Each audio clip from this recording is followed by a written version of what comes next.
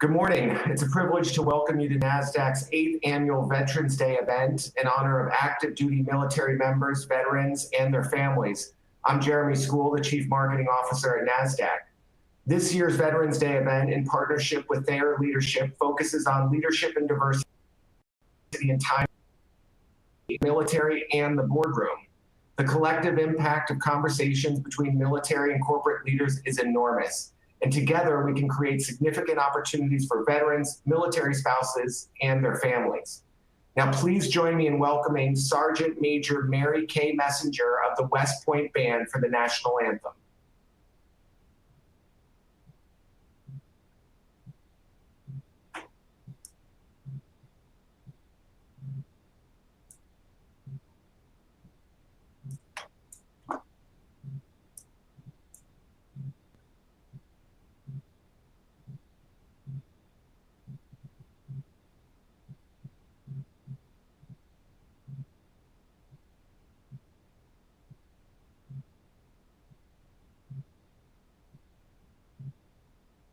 Colors, present, arms. Oh, say, can you see by the dawn's early light what so proudly we hailed at the twilight's last gleaming, whose broad stripes and bright stars through the perilous fight o'er the ramparts we watched were so gallantly streaming, and the rocket's red glare, the bombs bursting in air, gave proof through the night that our flag was still there. Oh, say does that star-spangled banner yet wave o'er the land of the free and the home of the brave?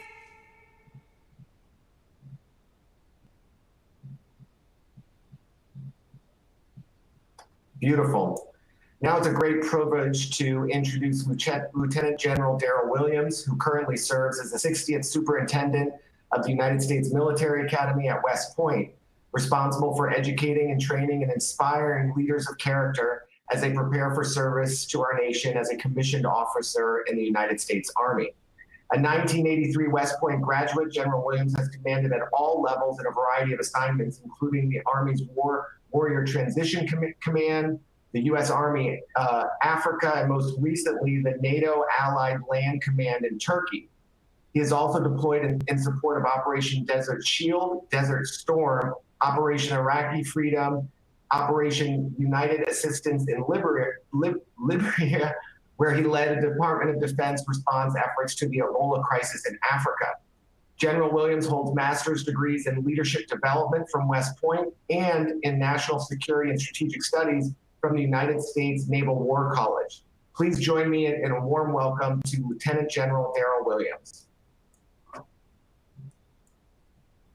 Jeremy, I appreciate that welcome. I hope my mom's listening out there. To everybody listening, happy Veterans Day. Jeremy talked about our mission here at West Point to educate, train, and inspire. And I actually just came from our great plane for all you graduates out there.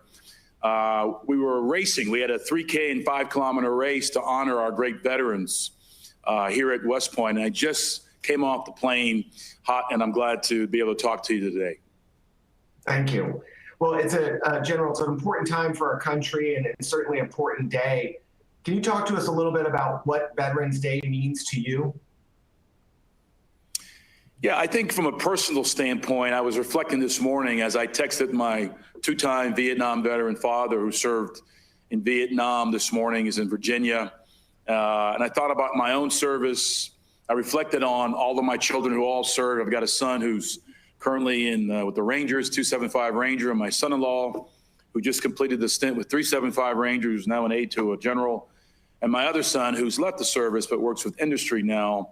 So it's a family affair. I think Veterans Day, first and foremost, is affair of the heart. It's a personal thing for me. And but equally or more important, we are standing on the shoulders of all the great veterans who are out there watching right now, those who are still living and also those who gave the last full measure for our great country in combat. And so for Veterans Day, it's a day of reflection.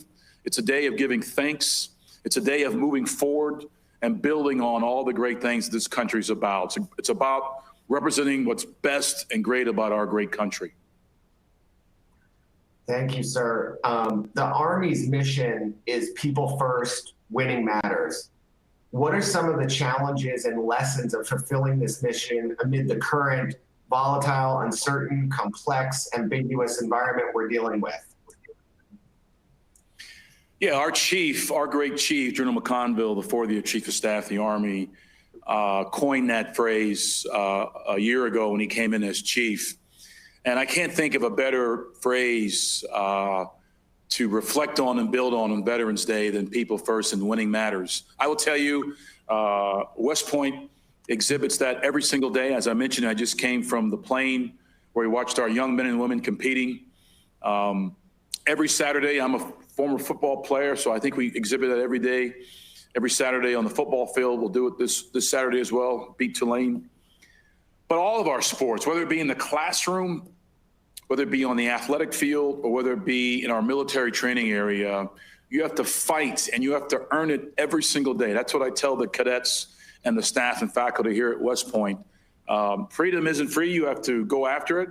And it's very, very important. I'll tell you a little bit of a vignette here.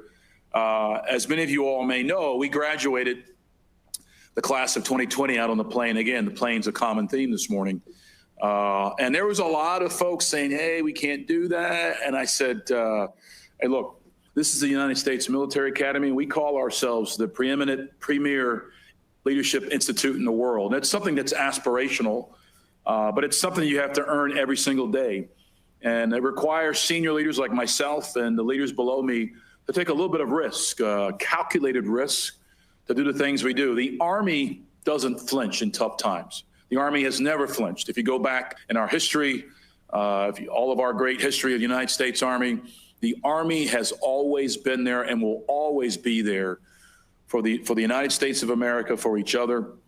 And I will tell you, volatility and uncertainty is just a part of life now. And I would tell you it's even more complex now. As I reflect on my time, when I was a cadet here almost 40 years ago, we never would have imagined that we'd spent the last 19, 20, 21 years in the Middle East. But here we are, and the Army didn't flinch.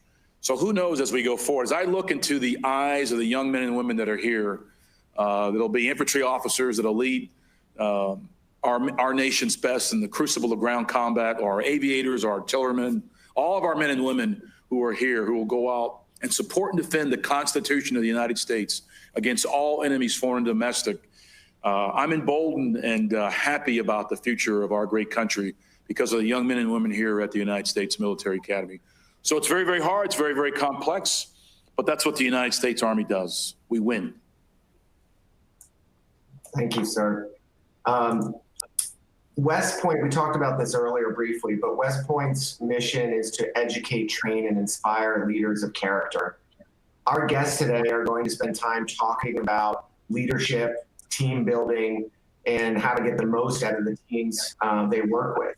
Why is character important to both of those? Yeah, character is critical. I have 5 lines of effort here at West Point, and I know many of your guests, Coach K and Bernie, good friends of mine both. I've talked to them through the years, and it is the underpinning, it's the foundation of everything we do here. My first line of effort is to develop leaders of character. It will remain that as long as I'm here.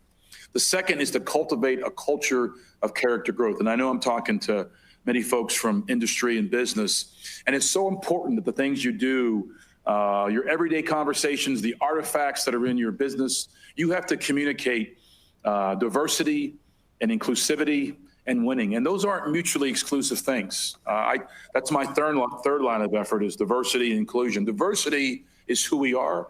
Inclusivity is how you make me feel. Do you make me feel a part of a team? And we work very, very hard at that here at West Point. And those things we think contribute to winning. As I mentioned before, as the chief says, winning is very, very important. Winning matters. Fourthly, our ability to modernize, sustain, and secure here and strengthen partnerships is very, very important. So back to the character piece, character is about building trust, and at its very elemental level here, you know, our cadets, when they come in here at West Point, they learn how to follow first, right? So they learn how to follow for the first year, second year, and then they move into leadership positions. And that relationship between followership and leadership is important. It's done iteratively over time. And that's how you build trust up in an organization. And all of those iterations, we call it the 47-month experience here. After 47 months of iron sharpening iron, character results in that. And hopefully it's good character. Sometimes folks need every minute of that 47-month experience. Some folks come here a little more complete and just require a little of polishing, if you will, over their 47-month journey. So whether they're on the rugby pitch or on the hockey rink or on the football gridiron or in our classroom, how we build intellectual character, grit, integrity, resilience, never quit. Those sorts of fundamentals are critical to not only the United States Military Academy, but to the United States Army. At the end of the day, some lieutenant with his Army sergeant and soldiers will be in a country that many of us won't be able to pronounce. They'll be fighting on the corner of a map. We don't have analog maps anymore, but when I was a young captain in Desert Shield, Desert Storm, we'd always be fighting in the corner of the map and like, what does that say? Where is it? It'll be 2 o'clock in the morning, and a young platoon leader from West Point or for one of our other great institutions with an Army sergeant and a band of brothers and sisters wearing this patch will carry our values and our way of life and ensure that the American way of life is guaranteed and secured. And so character is the underpinning of all of that. If there's no trust, if there's no character, then you don't have anything. And that lieutenant with that sergeant, with that group of merry men and women will not be able to accomplish his goals, his objective, our mission, and you have nothing. And so that's also in the corporate world. I haven't been any time in that, but I would imagine in the corporate world as well. If you don't have trust and you don't have character, you have nothing, and you can't build on anything. You're building on a very, very shoddy foundation. So here at West Point, it is preeminent, and it's the secret sauce to how we are the preeminent leadership institute in the world. Oh, I couldn't agree more with that. A huge thank you for your time, your insights, your service. It's an absolute pleasure. Thank you. Before we wrap, we did want to show a video from West Point, so we're going to cue that. Okay.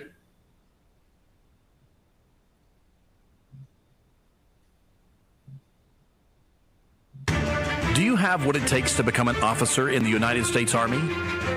To live honorably, to lead honorably, and to demonstrate excellence?